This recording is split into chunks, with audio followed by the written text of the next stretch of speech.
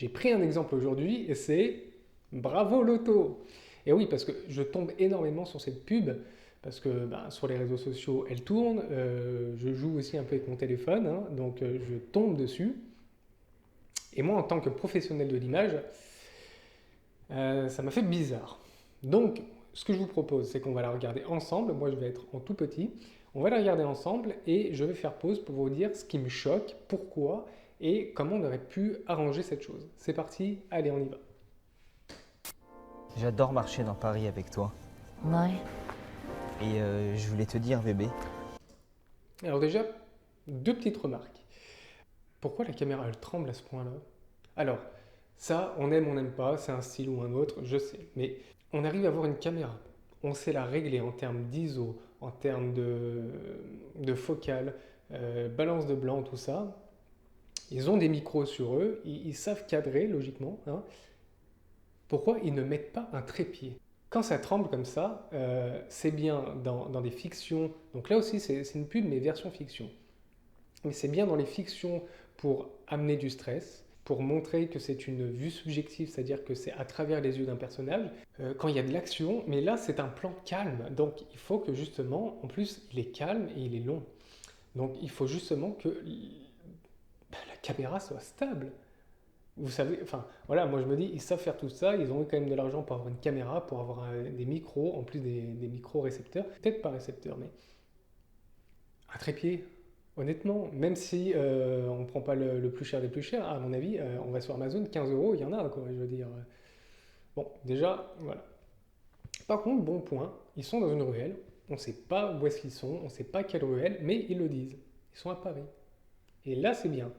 Là, c'est bien, parce qu'ils ont réussi à dire dans la narration où est-ce qu'ils sont sans pouvoir, parce qu'ils ne pouvaient pas le montrer à l'image. Et ça, c'est bien. On reprend. Quoi encore?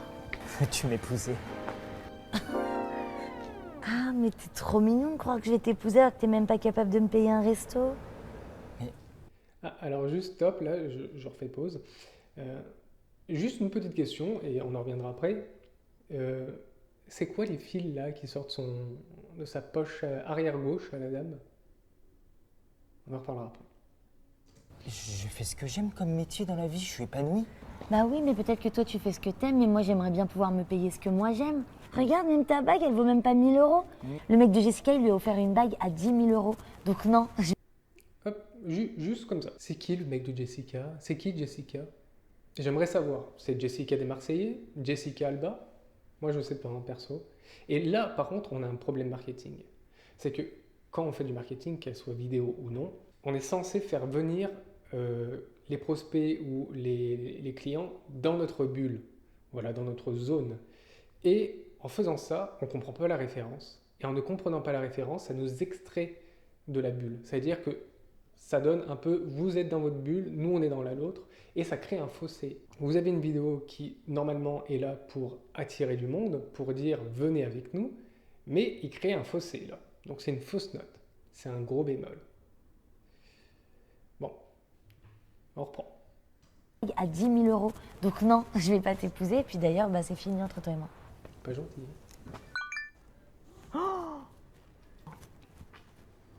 Et qu'est-ce que t'as? Je viens de gagner. Attendez, je rigole, mais c'est pas méchant, mais... Regardez, attendez, hein. On la remet. Regardez bien le bras de la comédienne. Vous avez vu? On la voit marcher avec son bras caché le fil du micro. Le fil du micro qui est mis, mais excusez-moi du terme, mais c'est dégueulasse. C'est pas de la faute à la comédienne. C'est pas de sa faute, mais ils savent pas cacher un fil de micro, vraiment, sérieux? Ouais. L'Oréal ou l'ingé son, ils pourraient faire quelque chose, hein. À moins qu'ils se sont dit, comme beaucoup de personnes, on va nettoyer en post-production. Ouais, on va nettoyer en post-production. On peut pas tout nettoyer en post-production. Et quand on n'y arrive pas, on arrive bloqué comme ça. Ou alors quand on y arrive, eh ben, ça rajoute un travail de 2, 3, 4 heures supplémentaires. Un travail qui prend 30 secondes dans la vie réelle. Ne jamais remettre en post-production ce qu'on peut faire sur le plateau de tournage. Petit conseil. 500 000 euros sur Bravo Loto. 500 000 euros, bravo Loto, c'est quoi?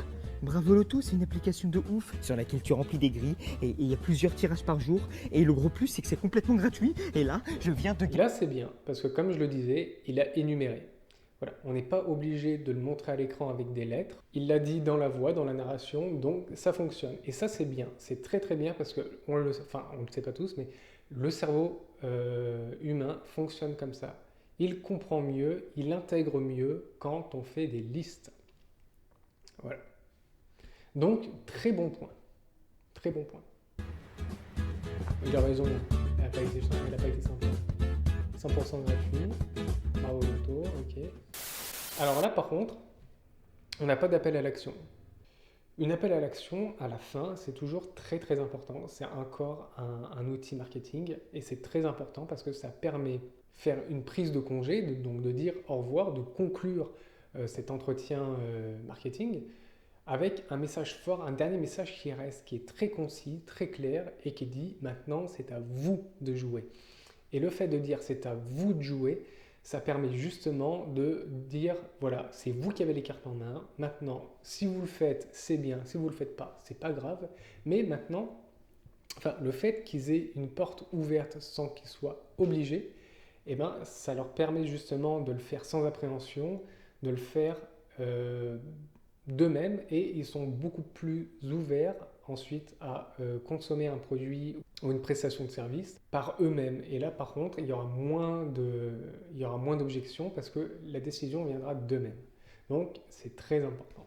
Là, ils ont travaillé avec une personne qui ne se connaissait pas en marketing et quand on ne s'y connaît pas en marketing, on a beau faire 1000 vidéos, si elles ne sont pas qualitatives, si elles n'utilisent pas d'outils marketing, ça ne fonctionnera pas. Faites bien la différence entre prestataire vidéo et vidéo marketing. C'est très important. Voilà, je vais faire une vidéo par semaine. J'espère que celle-ci vous a plu. N'oubliez pas de commenter, de liker, de partager. Hein, ça fera toujours plaisir. Et encore une fois, attention, ne confondez pas vidéaste et vidéo marketing. Merci. Allez, je ne vous prends pas plus de temps. Hein, et à très bientôt. Ciao.